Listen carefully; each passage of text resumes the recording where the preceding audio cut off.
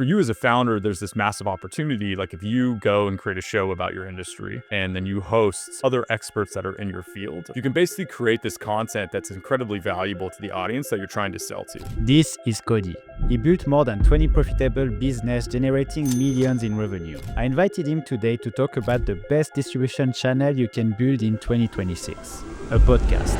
By the time they show up to a sales call or like inbound to you, the trust that you've cultivated with them is so deep that they're already buyer ready. In this episode, you will get the complete playbook to build a content flywheel that converts strangers into customers on autopilot.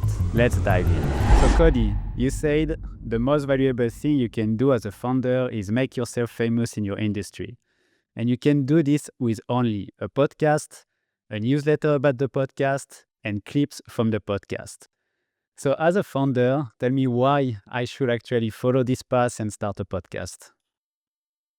Yeah, totally. So I think that just to kind of like break some of the myths around this, because a lot of the times like I get so much like heat from this like belief, and which is hilarious to me because I'm like, please keep believing that because I'll just keep doing it and it'll keep working. But the angle here is like people think that like podcasts are saturated, and in reality, that's not the case whatsoever.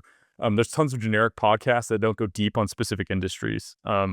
Everybody that's in an industry is looking for somebody or in some show that has deep technical knowledge about whatever it is that they're, for example, if you're in the oil or gas industry, there's these shows where maybe they get, 200 downloads per episode.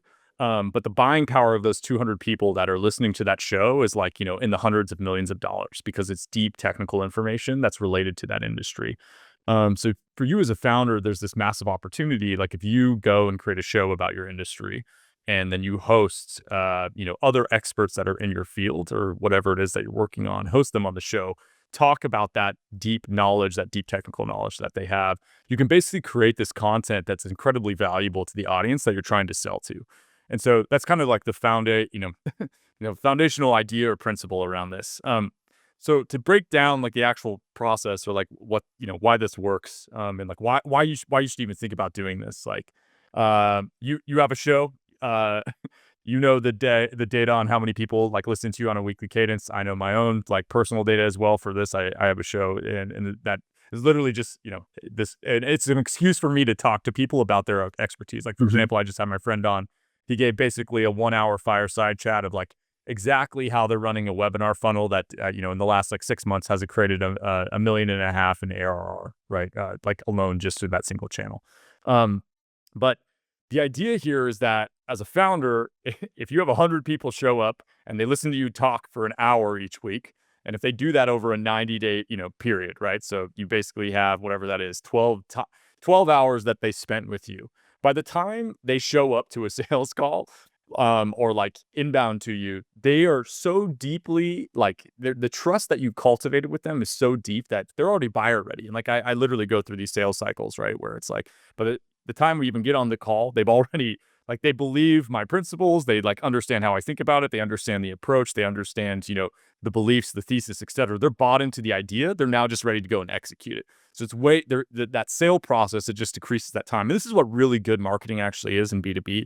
There's a lot of this chatter around it. They call it account-based marketing. It's such a dumb name. It's the same. It's basically just content marketing. It's always been content marketing. Like every type of marketing for B2B sales has always been content marketing. And the idea is you're trying to educate your audience and show them that domain expertise, talk to the pain points that they have, talk to the outcomes that they want, and then you build content around that, right? And then figure out how do I basically inject my own, product into this. So that's kind of the high level on the actual practical side. So for a show, like to break down that whole process, okay, you start a show, how do you build a newsletter around it? How do you actually like create clips or social? So it all plays together. So how you do this on the show side is basically like pick an industry or niche that you're specializing in. If you don't know what industry or niche that you're specializing in, you shouldn't even start a podcast, full stop. That is like not the purpose of it. It is a marketing activity that you're doing. And then unless you're trying to be like a content creator, but then the unit economics of this are way different, right? I'm specifically talking to, hey, I'm trying to build this as a go-to-market motion for my business, right? Like a podcast as a go-to-market vehicle for my company. So once you've done that, you can go and just cold email people, or cold DM them. Be like, "Hey, name, love the content that you're posting on LinkedIn.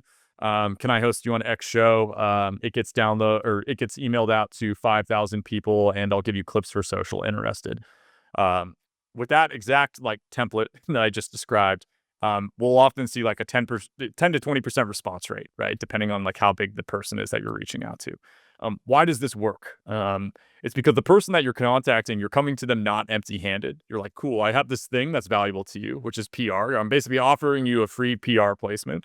And then also you're giving them clips for their social. So it's like, cool, here's, 8 to 10 clips that I pull out that are highlights from the episode. You can go and post these on social. They also get to be like, oh, I went on this podcast. They share that with their team internally. Suddenly they know who you are and who the company is because of that internal share that has occurred. Okay. So this will work. Like I just anecdotally, I have an example of this. Like friend's company, I did this for, about it would have been about a year and a half ago now, or maybe 2 years. They had been trying to get in relationship with the CTO to like do work for him. They're basically like a product studio company. He had sent him like 11, DMs on LinkedIn over the last whatever it was, 18 months, trying to like open a conversation with him. Sends that exact DM that I just described, like inviting him on the show. Within 7 minutes, he responds, "Yes, I'd love to. I'd be super interested in coming on. When can we have like a discovery call to talk about it?" So people they want to do this, right? Because it's like an ego stroking activity for them. They want to talk about themselves and their knowledge, right? They want to share that expertise. So when you capture that, what you're doing is you're basically positioning yourself as a thought leader within the industry by talking to these individuals.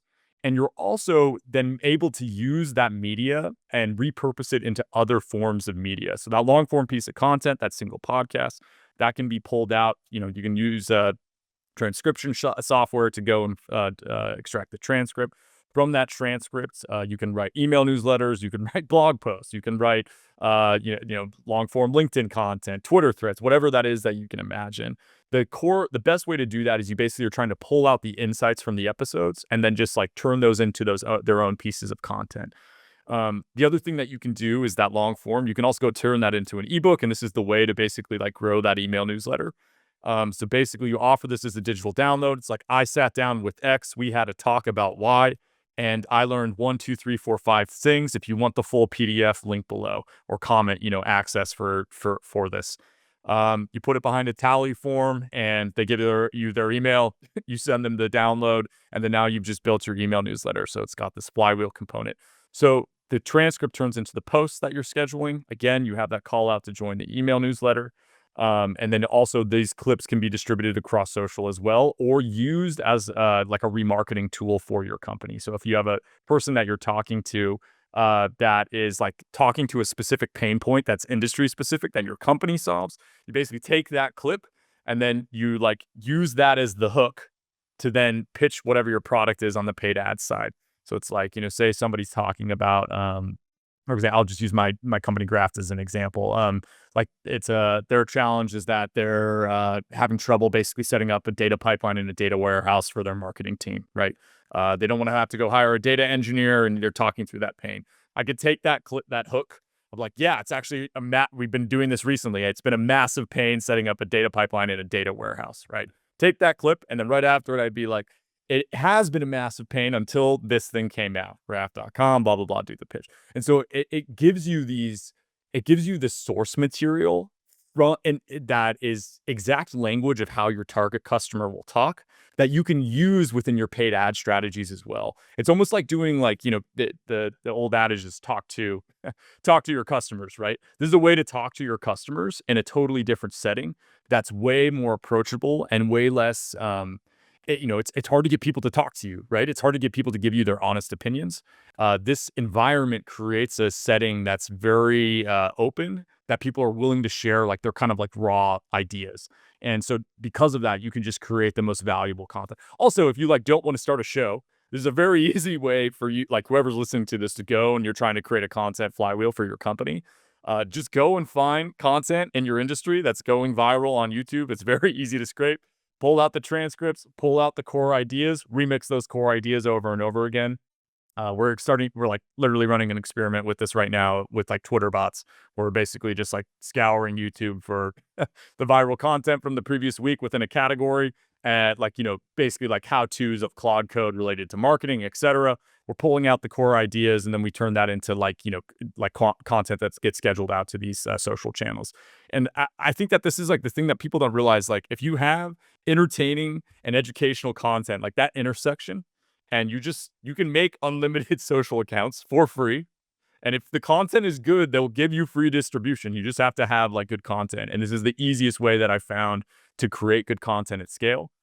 Takes about, if you have a team behind you, which is like how I do it. I have like an editing team behind me. It takes about an hour and a half of my mental energy on a weekly cadence. I hand it off to the team. They handle all the scheduling, everything else. I pay the salary of the team. I think it's like, it's one person, so it's $1,600 a month, and like that whole plan gets executed, right? But you can do this for way cheaper too. Like, you could do this solo with like a Riverside subscription, a Descript subscription, and like, I think that would come in to be $80 a month, and basically have this whole marketing flywheel that you could build on top of that. So yeah, questions about that I can try to answer. Happy to dive deeper on anything. Man, I love it. Like, I invited you for two reasons. First, I'm doing that right now. So I don't have the product, but I created the podcast, and this like format of like having the podcast, cutting that into clips, having the newsletter, using kind of the script to create an ebook, to get the email, everything works. Like, my clips are doing 100,000 of views on X, 10,000 of views on Instagram. I get leads from exactly what we're going to do in this podcast. By the way, if you go in the description, there will be probably the link of the playbook of Cody. So all that sync on the content side works. And then the second reason is that I have friends here in Bali that have a B2B agency, and they are starting a podcast themselves. They are targeting a specific kind of people that are pretty hard to get content-wise. So what they do, they will just like invite authorities in this field and talk to them every single week. There are two co-founders, and they will just talk to them every single week. And I think this is the best thing, because if they do that, as you say, they get like authority in their niche. And second, they get free content that they can post and post and post and use it as an ad. So next, I would like you to maybe going back a little bit and tell me how you built your actual podcast and how you built your content wheel from the beginning, and approximately how long it took for you to get results and to actually get sell for your own tools. Yeah, no, totally. Happy to lay out the like proper playbook from 0 to 1. Just one thing before we jump into that, I just want to give this as like a thought to the audience. Sometimes the clips from the podcast, like the idea that's in the podcast is very good, like the insight. But the clip isn't perfect. Like, it doesn't have a good hook, and then like basically, insight structure. That's the best form of content. It's like, I'm basically hooking you with like some promise, and then I'm delivering on that promise after I hook you, right? If you see that, where it's like, this is a really good idea, but the format of the like clip that I created is wrong, just re-record it. Just like literally be like, here's the insight.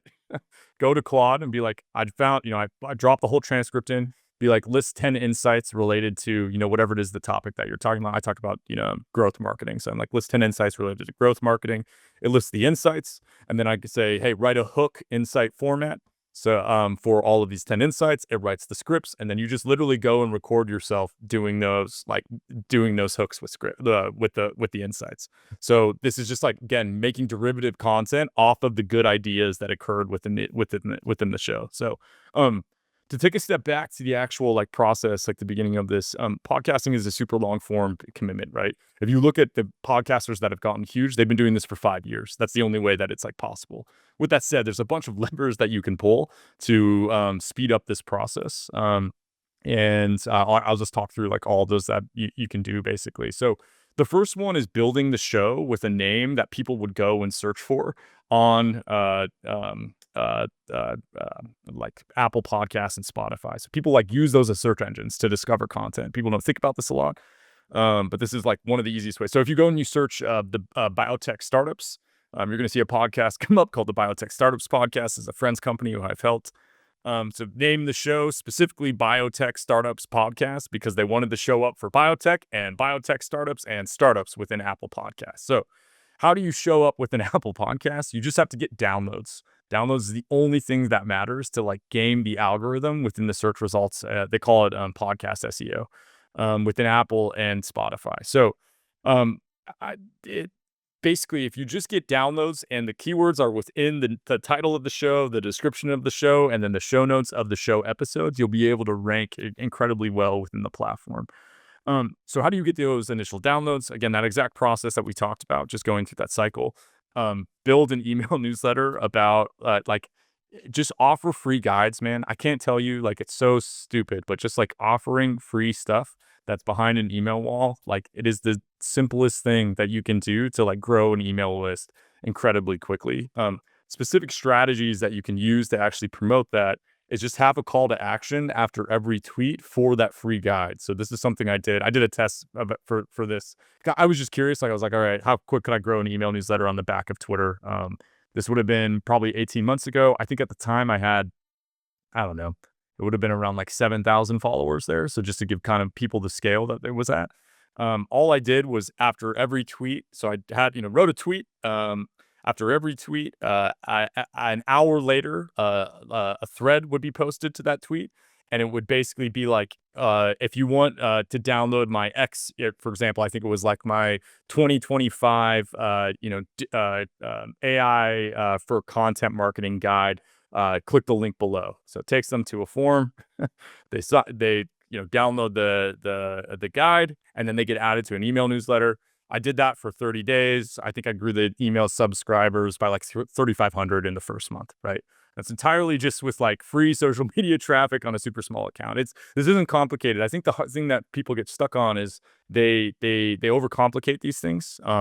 Simplicity wins, and what matters more is just like, can I do this, continuously for the next, 24 months, right? And for a lot of people, like, they don't think about content marketing as how I try to describe it is like, it's a lifestyle choice. It's just like eating healthy and like working out. It's like, I'm deciding to do this thing. I wake up each day and I do this thing. And the easiest way to make content is like, just publish a lot of it.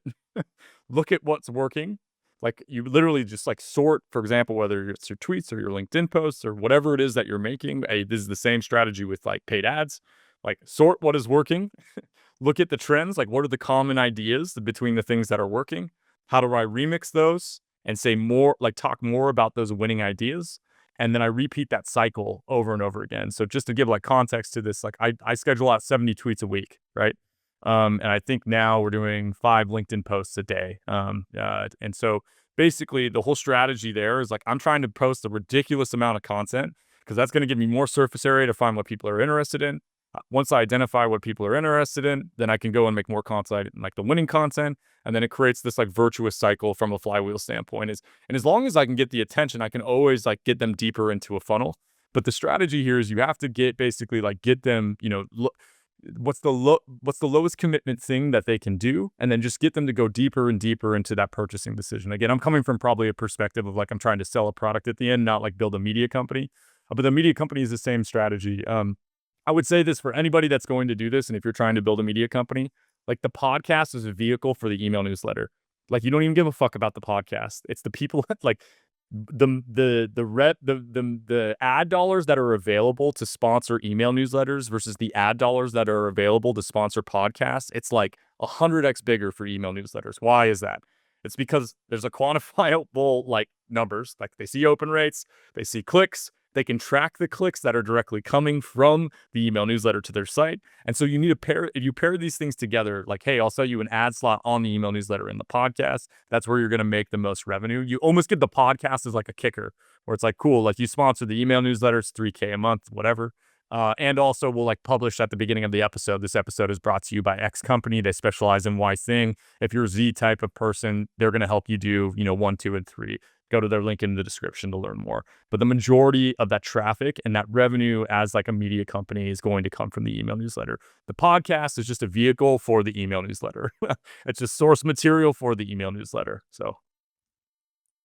And let's say like I'm a B2B SaaS founder. I have a product that I sell to hospital. like a software that help them manage the hospital, how will I start a podcast? Like, for example, who should I invite and what kind of topic should I make? Yeah, healthcare is super hard. Especially if it's in like old traditional medical systems. They're like very just cagey about what information. The only reason I say that I worked at a startup called Rupa Health. This is employee 9 or 10 there, I can't remember. But this was like who we were selling to was practitioners. We kind of had a different. They were focused on like functional medicine and like a lot of like holistic medicine. So we're more open to talking on like these types of shows, but the thing that I would say is like you need to think about the content that who you're selling to is going to find valuable. So to use Rupa as an example, when we first started the podcast, we did like a bunch of different combinations of show types. So we did bit like people talking about protocols that they were using to like do treat patients, people talking about the business side, like how do they get more customers, etc. People talking about the industry, like industry news. And then we looked at all these different content types, and what we found is that from a consumption standpoint, the only thing that other practitioners cared about, who is who we were trying to sell to, was the protocols that other practitioners were using. Like that's why they got into medicine, right? It's like because they want to help people and they care about patient outcomes. That's what they're interested in. They didn't give a fuck about the business. They didn't care about like, anything else besides basically the protocols that were other practitioners were using. So once you identify that content type, and you don't know this until you start, but once you see that within your data, then it's like, cool, I have a content format that I just make repeatable. And then now, from that moment on at Rupa, all we did was protocols. We're just like, cool, person comes on, they talk about how do you treat SIBO. They talk about how do you treat IBS. They talk about how do you treat, chronic eczema. They talk about whatever that is, but we knew that that is what the user wanted to consume. And so then that is the type of content that we created for them. I think so often people try to like treat a podcast like it's like a sales motion. And that's not the case, right? Like it's entertainment. It's entertainment with a cross section of education, and then like it's like this like soft sell that's occurring at the same time, right? You're building media, and media is entertainment at its core. You can like do sales and marketing through media. Like Red Bull is a prime example of a company that does this. But when you get down to the core, the foundation of it, if you're trying to push content on an audience that's not receptive to it, of course it's not working, right? Like it's just like very simple like psychology. And I think that this is something I see a lot of companies really like just absolutely fumble the ball on, is they try to force the media onto the audience. And a different way to say this is like, imagine trying to get like a For You page algorithm to show content that it doesn't think that like nobody's engaging with, right? Like that happens all the time, right? Like people are like, oh, why am I not getting reach on Twitter? Why am I not getting reach on LinkedIn? Why am I not getting reach on YouTube? Why am I not getting reach on TikTok? It's not. It's because the content type isn't like the algorithm is so smart now. Like it knows what people want to consume. It knows the people that want to consume that content too. All you have to do is just make the content that the algorithm will show. So it just do. You're a vessel for that type of content. It's like another way to think about it. Like remove all ego and you just make the thing that people want to consume. It's exactly what said Rob Hoffman in the podcast like a week ago. He said that. He said like the day he removed his ego and he wasn't talking about him, but he started to make content for the people, it's when it started to actually work. So for you, the podcast is the top of the funnel. It has to be entertainment to bring people to your newsletter. And in the newsletter, that's where you sell usually, right?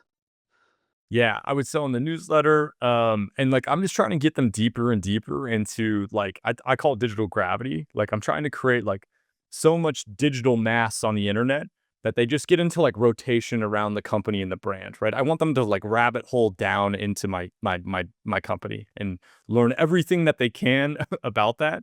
I want them to see me everywhere. So like a great example, like if you're starting a software company, or like even an agency, like they hit the site. As soon as they hit the site, I'm pixeling them everywhere. I'm pixeling them. I'm on Reddit, Twitter, LinkedIn, Facebook, Taboola, any place that you can imagine. I'm trying to basically take that contact, and then the next time that they show up on Instagram, the next time they show up on Reddit, the next time they show up anywhere online, I want to be in front of them, constantly trying to give them different perspectives or get them to start to believe or think in the way that like I do. Or I'm trying to say, hey, I hear like I recognize your problem, like calling out directly their problem and then giving them a solution, or saying, hey, here's this outcome you want. Like, we help you get this outcome. Here's this like bridge to get you the outcome that you're looking for. So How would you compare this type of marketing compared to direct response like ads or cold outreach? yeah, I think that like people start podcasting and they're like, okay, we did it a month and nothing happened, right? It's like, it doesn't work like that. Full stop. Again, there's ways that you can like jumpstart these things. And like I've talked about them, so it's some like another strategy that you can use. Like Twitter right now, you can get incredibly cheap traffic that you can send to YouTube channels to jumpstart the initial growth of a YouTube channel. So basically, what you do is you target all of the U.S. or sorry, you target all of the world, and then you put the CPC max bid at 1 cent, and then you run it from a Twitter account that looks like a normie profile, right? Like it looks like a real person rather than like a brand. And then you just say all you have to have in the ad, right, is like take a screenshot of the YouTube video and be like, just watched X podcast, learned Y thing, crazy TBH. So it looks like it's like an organic post that's happening on platform. What you'll see and what we like have done and like continue to do is you can run these types of ads. You'll get like link clicks at like 0.003 cents, right? So it's like less than a cent. This traffic is really shit. Like it is terrible, but it's so cheap that the percentage of people that end up clicking from like the US and Commonwealth countries, right, in Europe is high enough that you're basically going to get subscribers at a cost that's like incredibly cheap. So you can basically jumpstart an account from like 0 to 1,000 subscribers doing this process. So for a podcast, if you're doing it, podcasts aren't built for YouTube's algorithm. You have to train YouTube for the types of people that are going to be interested in that long form style of content. And this is a way to jumpstart that process. This off-platform traffic can basically jumpstart this like YouTube channel. You can do this with news too. We've done it with news YouTube channels as well. But it works most effectively on the podcast side. But there are these levers that you can pull. But it's like, again, this is like a long-term investment that you're basically committing to, for a long period. How I always describe it to people is like the first 90 days, you feel nothing. At day 90, you're like, oh yeah, I'm starting to feel a little bit of motion. At 6 months, you're like, oh yeah, this is definitely working. At 9 months, you're like, I absolutely feel this. And then at 12 months, you're like, fuck, I wish I started this, like 2 years ago. And then as you all this just compounds, right? It just continues to grow.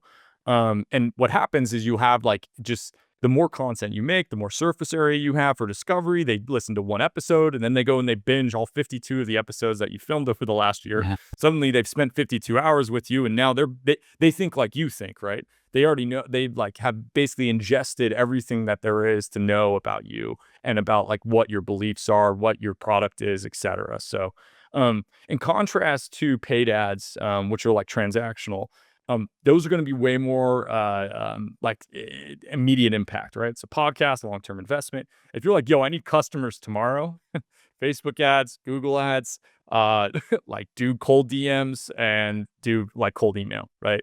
I think I see this so often, especially with indie hackers, man. They go and they do SEO to begin with. And like, that is typically not the best investment. I guarantee it. Like if I was to start over again, I've been doing this 10 years now. If I was to start over again, I would basically go and I would do consulting in an industry and I would just be like, what could I sell to any industry? Right. And then once I figured out, okay, I could solve these problems and I had a couple customers, you're going to start to see natural trends that happen across all the customers, the same problem that they're facing. And then I would go and build a single product or a product that has a single, like feature. One feature products are like the best way to go about like building your first company. And then you just basically go and because you understand how to talk to the problem and you've built a solution for the problem, like if you do paid ads or cold DMs or cold email, like you're going to get your first whatever customers to become profitable, like ramen profitability. Again, I think there's so often like people like build these things that like nobody actually wants to buy because they don't actually know the problems that people are facing. And AI is incredibly good at this now, more and more. Like, you can go and scrape Reddit using Perplexity, and the amount of information that you can pull out on a target audience is incredible, right? Like, all of the ad research that I do is literally that. But the thing that, for, again, first time founders, the best thing that you can do, especially if you're like, yo, I need revenue tomorrow so that I can have runway for my life and, like, feed myself and pay the mortgage and pay my health insurance. The best way to do that is like figuring out what is some type of service offering I can offer to an industry. Once I've working in that industry, I'm going to see a natural problem. I build a software, I sell that software back to those customers that I already have, and then I go and sell it to the rest of the industry. And that agency cash flows the product. Now, there's people that are, savants, and they can go straight to products, but they typically have already done some type of business format. I'm talking about somebody that's like, never done business before, trying to figure out how do I get my first step, in the direction that, to owning a company. So basically, if I'm a founder now, I should first use direct response or find a way to get a sale the faster possible. And then when I start to have an MRR, I can start thinking long term and start a podcast. You will not start a podcast Absolutely. today to get your first customer. 100% no. Yeah, I would not do that. I would, depends on the company type, but if I was an agency, I would do work for people and I would talk about it in public and be like, I helped X company do Y thing. Like, I helped X company get Y outcome that, like, everybody else, all other companies in this industry want. The easiest business that you can start tomorrow is literally go to Google Maps or go to Thumbtack and look at the categories and be like, cool, auto body shops. I now do, like, Google ads only for auto body shops. You go spin up a YouTube channel and it's literally just you doing a tutorial of, like, here's how to do ads for auto body shops. And it's just you talking through the exact process. What people are going to, like, people that own auto body shops, they're going to watch that video. They're going to be like, shit, this looks like a lot of work. And then you're going to be like, hey, if you want me to do this for you, like, click the link below to schedule a discovery call, and you will naturally get inbound leads. I cannot express to you how powerful a YouTube video that has deep knowledge, and maybe it only has like 300 views. I guarantee you that video is creating leads for the person that has made that video. And then what you'll see is you're like, okay, cool. Auto body shops have this same problem that people, like, miss their meetings and then try to reschedule. Well, can I make an an AI agent that automatically does, like, meeting rescheduling so that when somebody misses, like, they can just over text basically, like, reschedule? Awesome. You now have a product. You now already have a relationship with auto body shops. Like, you can go and sell that basically. But I want to build a podcast. Maybe you get to, like, once you get to sustainability, then you can start. So why do we do content marketing, right? Like, to zoom out, the reason for it is because the cost of the cost of ads over time increases as the market becomes more sophisticated. So a great example of this is, like, any space that has VC money going into it, you'll just see the CPCs overnight spike, like, ridiculous numbers. Like, for example, like, every AI SEO software right now, like, the CPCs around them is like $16. It's absolutely ridiculous. Okay.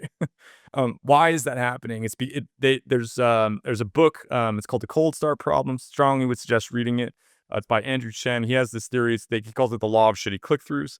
The idea is basically that over time, the CPC will increase in an industry because other people see the arbitrage from that. Like, they see, oh, when I run ads, to this audience selling X, this product, I can get in front of them and sell this. And so more people enter the market. And it's just a sublime demand problem. There's only so much inventory that you can buy. As more money comes into it, it raises the CPC price. So why do we make content? We make content because we know that CPC is going to increase over time. And so we're trying to reduce the cost of the acquisition of the customer or keep it constant by making more content surface area, which allows for more top of funnel, more branded search to occur, more people to find us through word of mouth, to come in organically through the site. So as the CPC of paid ads and all the direct response increases over time, because in every industry it always does, you are also combating that with this content marketing strategy, so that people are directly, like, going to your brand rather than having to fight for generic keywords, right? A great way to think about this is, like, it's I could go and I could bid on, for example, for Graft. I could go and I could bid on AI business intelligence software, right? The CPC on that's like $11. Absolutely crazy how competitive it is. There's no way I can compete in that, right? But it didn't used to be that way, right? It didn't used to be like that large, but it's because there's so much money that's like going into it. You see that increase that's occurring. But to just again to reiterate and take a step back, the point of why you're doing this is because it makes revenue tomorrow. It doesn't make revenue 12 months from now. Like, you don't even know if you're going to be here 12 months from now. So don't do activities that will pay off 12 months from now. Do activities that, will make revenue tomorrow or this week. And that is, again, why you're doing that direct response style of marketing.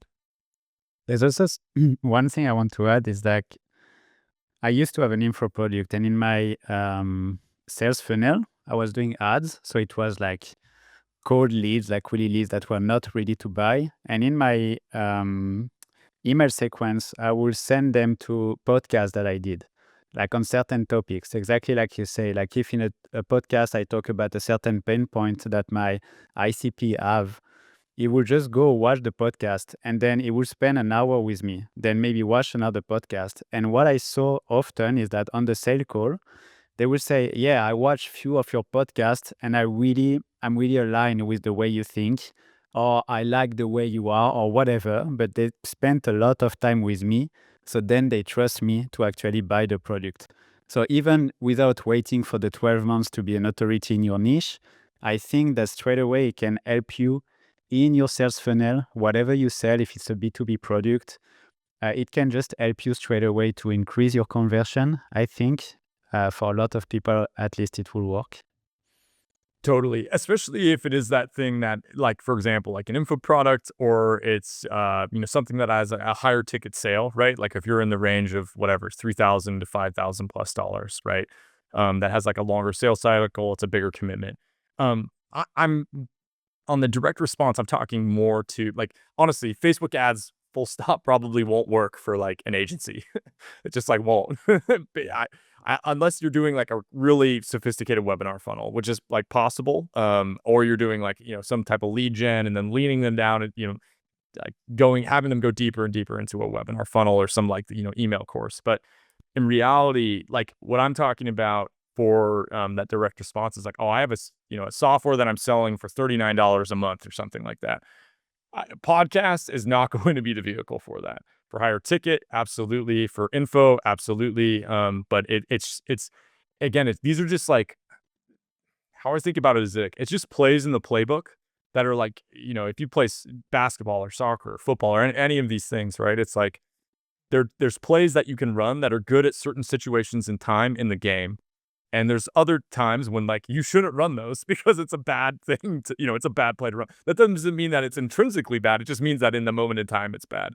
And this is the same way to think about distribution. There's certain levers that are more effective to pull at certain periods of time. So amazing. Well, I have a few questions, pretty selfish actually, but I will ask you that. First, how did you get invited to Greg Eisenberg? That's just an example in the whole thing, but like for me, it's like you probably use a strategy to get access to some people, and that was probably one of your strategy to also grow your channel. And I would like to know like how you did that to maybe help other people get into that as well. yeah, so honestly, like Greg and I like became just like internet friends to begin with, right? And that was like solely it. Like I just thought he thought in a really unique way and was interesting to me. And then like it was just mutual basically. And I think that this is the thing that people like there's so much of life is like everybody thinks it's very tactical, and like I'm trying to figure out like these ways into like, or how do I open these doors, or in my experience, you can get so much more impact by just like providing value to the world. And then like every, just to put money on it, every dollar of value you provide to the world, like $10 will come back to you in value, like that from other people, like either trying to pay you or like just like sharing information with you.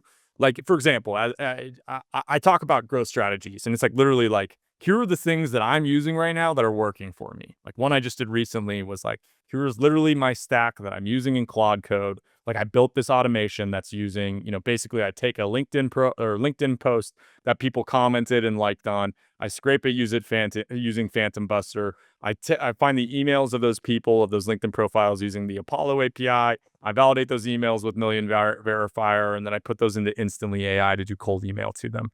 I just put that in public. I'm like, this is, here's this thing for anybody to do. I got DM'd so many like responses that were like, hey, this is great. I did this already. Here's an even better solution for what you just shared. And then they give me an outcome that will like be even more highly performant than the one that I just shared. And life is like that. It's like, it's way more just like, here are, the things that I think are interesting. I'm just talking about them in public. And then naturally what happens, a great way to think, like read about this or like understand this is read the book, The Big Short. And there's a specific section where they're talking about Michael Burry. And he's like, I'm just literally was putting like my stock picks on the internet and like what I was, basically like picking within my portfolio and the results I was getting and then publishing them to like a blog. Right. And this is the early days of the internet. And literally like he raised his fund which ended up being Scion Capital, which, basically did one of the biggest, like, a huge trade during the financial crisis of 07, 08.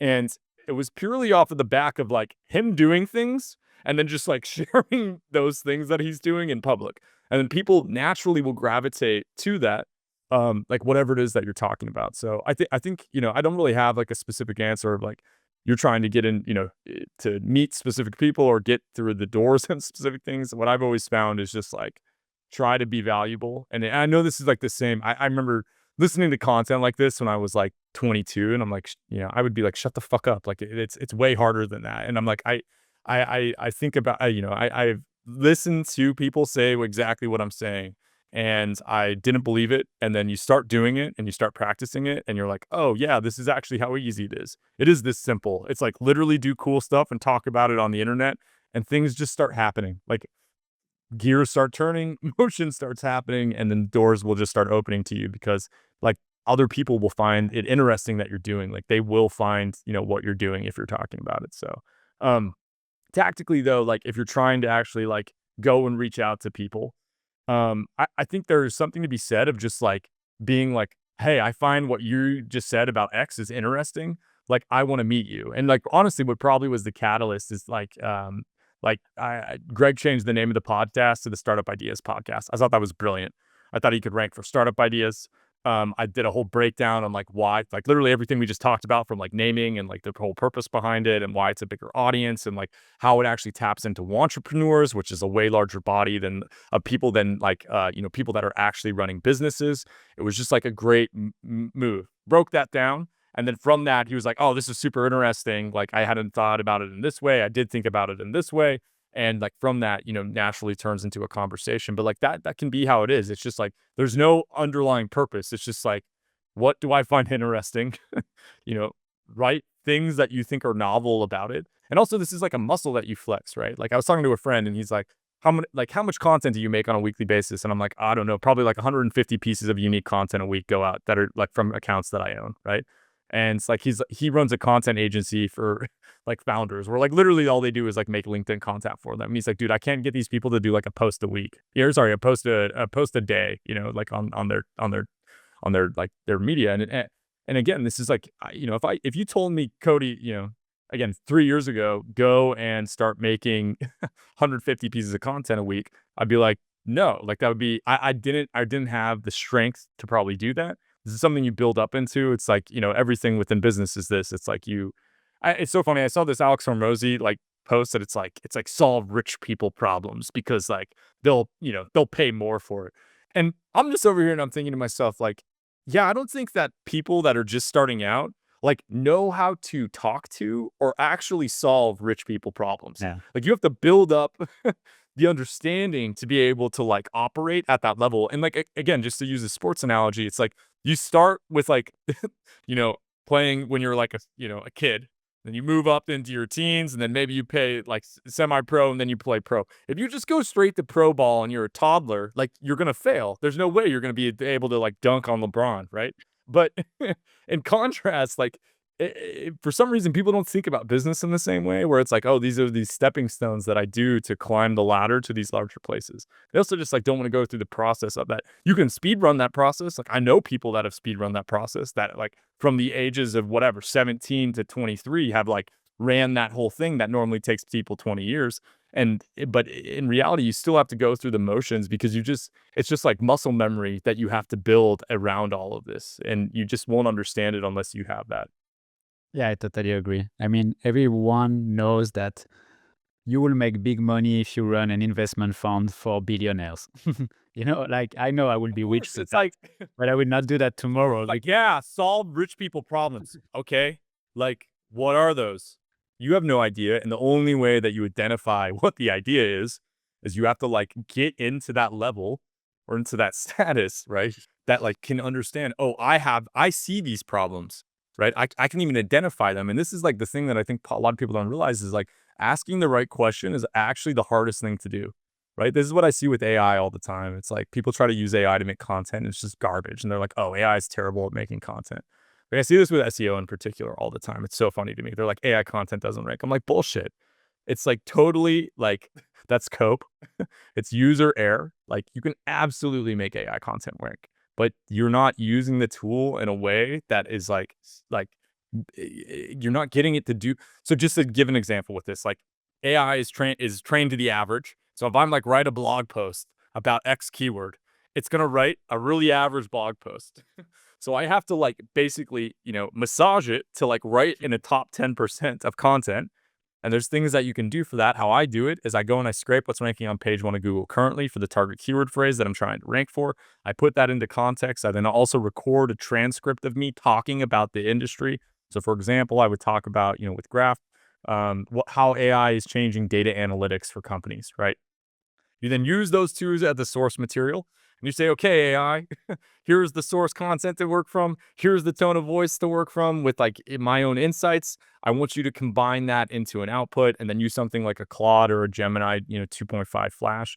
And you're going to get an outcome that is like incredibly good content that 99% of people are going to land on. And they're going to be like, shit, that provided value to me. And that's all that Google cares about because they're not bouncing from the website that they go to. It's like they're going to it and they're seeing, oh, this is like, it's answering the question that I have a query about. And so much of life is that. So anyway. Yeah, I 100% agree. Another selfish question. How do I monetize my podcast? I remember you talk with Greg actually about this like YouTube influencer flywheel. So basically like as a B2B SaaS or as a B2C SaaS, you try to get influencers on YouTube or people who create content to get them to make content about your brand. And then you create this flywheel of getting like 100 influencers every single month that talk about your product. I'm on the other side. I'm the content creator. Now I have a podcast. How will I get the best sponsors for the content I do? So to monetize the podcast, what you're going to focus on is like people that are already sponsoring podcasts. That's who you're going to want to go after. So they already have dedicated budget that they'll allocate towards sponsoring podcasts. It's way harder to get a company that already doesn't have budget and that podcasts like aren't working for them to get them to be like, hey, spend money with me. So the best way to do it is like go find shows that are similar in your industry and you look at the sponsors that are on those shows if you can find them and then reach out. There's going to be somebody that's called like a media buyer. That's going to be like, it's going to be a job title in that vicinity. You'd be like, hey, I have a show like X. I saw you sponsoring X. I have a show like it. Here's the stats. Can I send over, like, I have ad slots that are available. Can I send over a media kit for you to take a look at? That's how I would go about that process. And the other thing I would do is just like grow the email newsletter, man. Like you'll just get so much more money. The amount of money you'll be able to spend because it's like you're driving clicks directly from the email newsletter to their site. And then that's UTM tag, right? So you can like see who converts into like the product. Like you can drive directly attributable revenue, right? That's like the best way to do this in my opinion is like the combination of those two together. But again, same strategy. It's like, cool. So if you do the email newsletter side, same idea, like go find brands that are like advertising in email newsletters. There's tons of aggregators that do this. Like if you just go to Perplexity and search like directory websites of brands that are sponsoring email newsletters, you'll like find websites that basically scrape all of the email newsletters, find the brands that are sponsoring them, and then, basically will find their contact information for you. And then they basically charge you on like the contact information that you can pull out. You don't need to pay for them. You can just like literally like find the brands, go find their websites, and like, go find the person that you need to reach out to. Like that whole flow could be automated, right? But that would be the process that I would go through for the monetization. It's going to be way easier to do that than like going and finding companies that, trying to make budget is way different than trying to like get a portion of budget. Way harder to make budget. It's just way more of a big lift. Another thing you could do too is like Passion Fruit. They're a startup, but they do basically they like work with brands to do influencer campaigns. Like for example, like Replit. This is how a lot of their YouTube content is made. Is they do like bounties for like, we want you to make a video that involves you building something with Replit, and then they pay out based on that. So there's always brands that are looking to that like are looking for specific ad units, and then Passion Fruit is basically the bridge between creators and those ad units. So another way to do it. I honestly, if like for anybody who's listening, I think there's way more money probably in just doing tutorial videos and just like having brands sponsor for those videos. Like I know Replit, for example, they'll pay you $2,500 like for a single video if your like YouTube channel, gets 10,000 views and has like 20,000 subs. It's kind of ridiculous how much money is being thrown around right now, because like this is how people discover products now, is through social. And with YouTube in particular, brands really like it because it's directly trackable as well. Like if you're like, click the link below to sign up, and then it's it's an affiliate link, they can see, X person drove Y revenue. We paid that person, whatever amount. And then they can start to look at their payback period of like, okay, cool. Like the CAC from that was, this number, and we know that we're gonna have a payback period of 3 months, and the customer lifetime value of that person is 10x what we paid for it. Cool. Let's do more work with that influencer. Or that YouTube specific influencer. So, I know people that this is like literally all they do is they do YouTube videos talking about software within their category, and then they sell some type of info product in relationship to it. This is really huge in like the print on demand category on YouTube. So if like people who like use like Printify to go and sell products on whatever it is, like Amazon or Etsy, etc.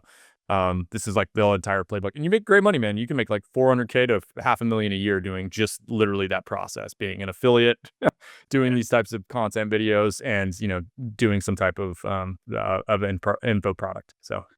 I agree. I think podcast is like the hardest to actually sponsor, but I have few friends like doing like short form video on TikTok, Instagram. They have a lot of followers, but they get paid by company that everyone knows listening now, like 30K straight away for few video. And they get like a 15-minute call with that brand. They send a wire transfer of like 30K, and they have to make the video. Even they get paid even before making the video. And I think that's crazy. There is really company that are ready to spend that money in the marketing for Totally. sure. And the reason that they spend on that is because the CPM is cheaper than what they can get on the platform, right? So there isn't a good unit of metric to measure a podcast's like cost per 1,000 impressions. And this is why like it's hard. In contrast, like email is very established, right? And so like people know what's the cost per 1,000 impressions on an email newsletter? What's the cost per clicks on an email newsletter? Like they know those metrics. So that brand, right, that's reaching out. They know that the average, CPM on TikTok is $6, right? That's what they would pay TikTok ads to like get 1,000 views, right, on a video. Now, if they can go to a creator, they can be like, yo, creator, I'll fucking Venmo you 30 grand, right? Or wire you 30 grand.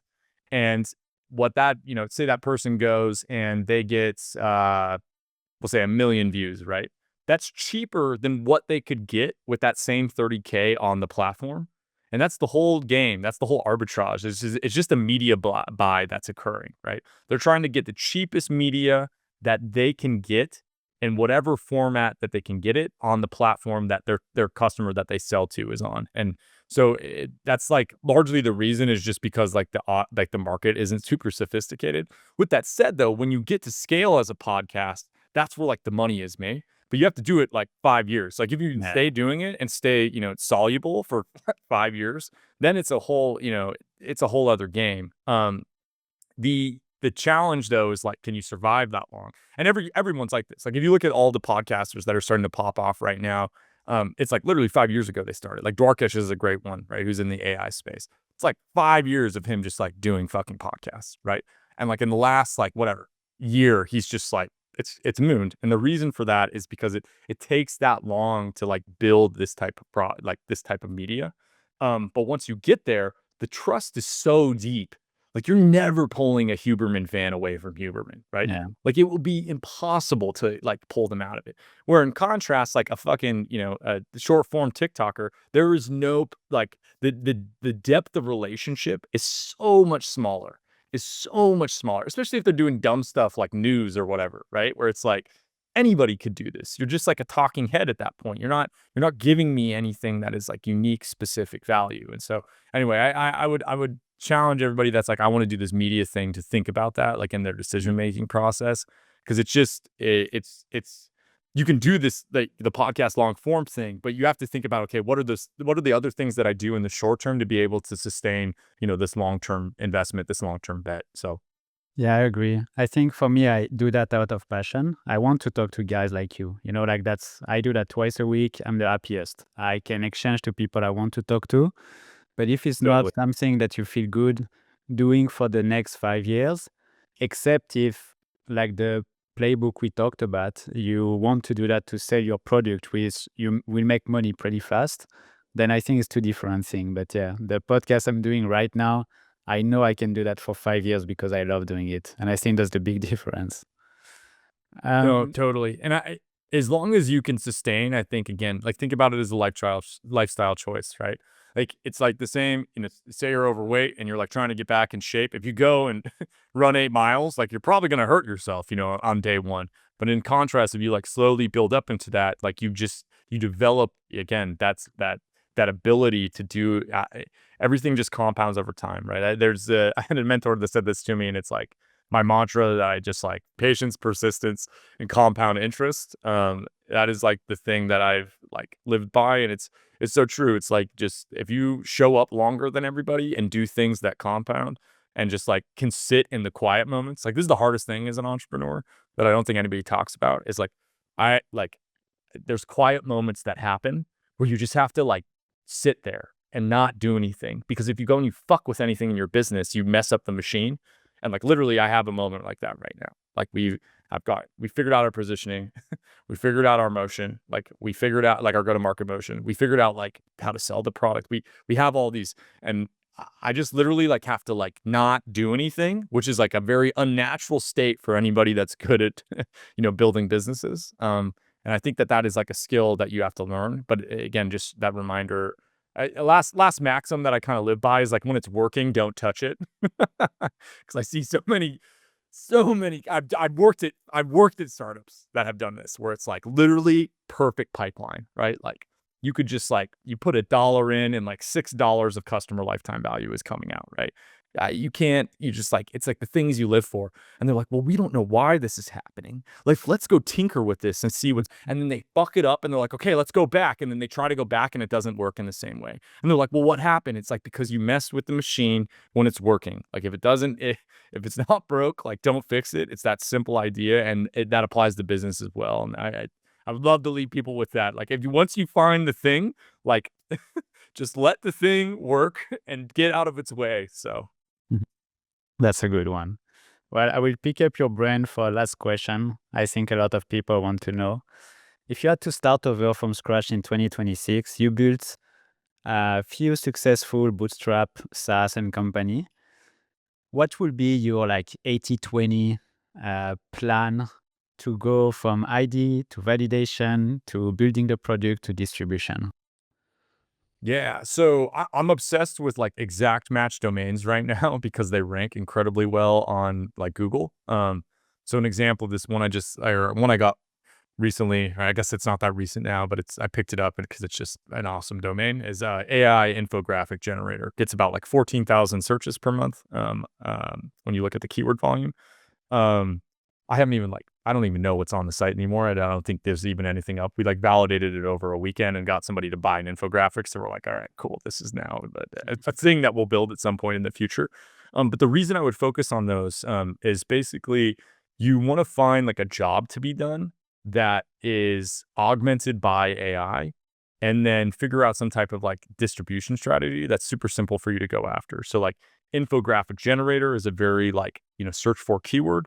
Um, there's tons of different like long tail keywords I can go after. Like like infographic for X industry is like one of them. And basically the strategy there, like I literally all I would do was turn on Google ads, turn on Facebook ads, and like build some backlinks to the homepage of the website. That will rank on page one. You'll naturally start to get people that are coming in from from Facebook and Google ads. To actually set up that funnel to do it appropriately, again, this is me talking to my younger self. Create a conversion action using Google Tag Manager for the sign up event and for the payment action. So what you basically are doing is you're pushing an event to the data layer for when somebody signs up and when somebody pays. And then you use Google Tag Manager to create a listener that sends that information back to Facebook ads and back to Google ads so that you can actually see, okay, like I put $1 into Google ads and that turns into X amount of revenue. The problem with software companies bootstrapping them is that there's typically a payback period that is like longer than it takes to acquire the customer. So as an example, like on this software in the past, I paid $89 for a new customer. The average revenue per customer was $39, but the customer lifetime value of that individual was about $600. So I'd pay $89 to create $600 in customer lifetime value, which is great. It's like basically a 6x return on my ad spend. But I would have to wait basically 2 months for that money to replenish back into my bank account. And so this is the challenge that we face. So the first company I ever did that got successful, my principle was basically 10% of whatever the revenue was that I was making from that company, I would just put that back into marketing. And then what naturally happens a lot of the times with these tools is they find a plateau, especially if they have a single product feature that they offer. And that's totally fine. Like you can just let this simple little app go and print. Like I have a Chrome extension as an example. It has paid my rent for the last, 8 years of my life, right? And you can they can just be simple, dumb tools and make great money. They don't have to be these massive, absolutely life-changing things. They can just be small businesses. And it's just two different games that you can play, right? Personally, right now I'm in the chapter of my life where I'm playing big game. I'm building a platform. It's way complicated. The product scope is huge. It's like a fucking pain in the ass. Right? I spend all of my time trying to solve these problems that are frontier problems with how do I get AI agents to think? And that's very hard. But in contrast, there's been moments where it's hey, we're just building, literally I'm building a generator application and it does one thing well. And that's all you have to do. And if you're trying to find those exact match domains, just go to SEMrush or Ahrefs. Use SEMrush, it's called Keyword Magic. I think Ahrefs is called Keyword Explorer. Put in the keyword phrases AI and generator, and then you just scour through them. Look for any that aren't related to porn, because a lot of them are. But try to find any that look like they're business related. Again, the infographic one was one I was okay, we have to buy this. And then you just basically get that domain. You go to something like instant domain search and just find 10 of them, put them into instant domain search, see if the .com's available. Only buy the .com. I got AI infographic generator for $10 as an example. These things still exist out there. You can find them. People act like you can't. I literally there's a domain that I've been sitting on that I'm not going to say here, but I need to buy because it's literally on my to-do list, and it gets 5,600 searches per month, and the search for it is perfect as a basically an AdSense website, right? And there's these things exist. You can go and you can find them. And why you should buy those exact match domains is because they're extremely easy to rank. You can throw 10 quality backlinks at those sites, and I've taken those sites from non-existent to on page one in 30 days when it's the exact match keyword, and then you're buying links that have that exact match keyword as the domain. So for example, how I would do this is I would go to AI infographic generator. For AI infographic generator, I would go and build 10 links, and the hypertext, the URL, the actual text within the URL would be AI infographic generator. Why that works is because the domain is an exact match domain, and the keyword, it matches the exact match. Google doesn't look at that as you gaming it. They just look at it as being like, oh, this is like this is the business name, right? Is that keyword phrase. So anyways, that's how I would do it if I was starting over again. Or the other thing, last thing, is I would not even look at AI. I would go and do something that is super stupid and simple. That's basically like data extraction. Like those tools, you have no idea how much money is in, like, for example, one you could go build right now is basically go and build a YouTube email extractor that basically like scrapes channel URLs and then pulls out the email addresses that are behind the captchas. You can build this literally in like probably 3 hours with Claude Code and like rapid API endpoints and like a SUPA-based connection and Stripe, and like have that out the door. Again, just these simple things, they're like the best companies to start that have extremely small product scope. Don't overcomplicate it. Just do one thing, charge for it, and you'll find people that like find value in that. Amazing. And if you can give an advice to Cody, who is 22 years old, listening to this podcast and want to build something, what would it be? Yeah, I think I did a lot of things that I wasn't thinking about the longevity of the brand. And I really like, I learned that later, like the value, like, for example, I was doing a lot of print on demand. That's how I initially started my career in like e-commerce, right? So like we were, yeah, just for the sake of time, we'll get into it here, but extracting a ton of data, analyzing that data, then like basically making products at scale on the back of this. The thing that I didn't think about is I wasn't investing in something that I owned. Like I was making great money off of these channels, but I wasn't building a brand that like had its own value basically. And this is something that I think I would like right now as an example, like with graph.com, like all I care about is it like my metric of success is branded search increasing month over month. I literally have this chart that I literally, it's just a Google Search Console data source. And I'm looking at like, is the impressions for keywords that contain graphed increasing? And like, is clicks for the keyword that contains graphed increasing? And the reason for that is like, that is something that can never be taken away from me. Like if I grow this brand, like it is something that people have to, they have to like hand-to-hand combat with me to try to pry away that person that's like searching for the company. And this is something that like, I wish I would have realized earlier on. I ended up having a boss that I worked for that just like, basically pounded this into my mind. Like the respecting the brand is the only thing that you can do to create like value over time. And also the other side of it too is that there's certain company types that just don't scale, or they have like breakpoints that they get to. Like if you're running a digital agency, it's typically 3 to 5 million. For some reason, it just gets really hard to go above that scale. There's people that do it, but like you have to play at a level that's just like, it's an extreme caliber, right? If you look at like e-commerce, like it's very hard, there's these thresholds that you have to like push through. And so every type of business has a different composition. And then you just kind of have to like map around, what do you also different businesses, like why did we get into SaaS, right? It's because the margins on it are ridiculous. It's like, yeah, I could, again, I own software that is like dumb tools, and they are like 90 to 95% margin businesses, right?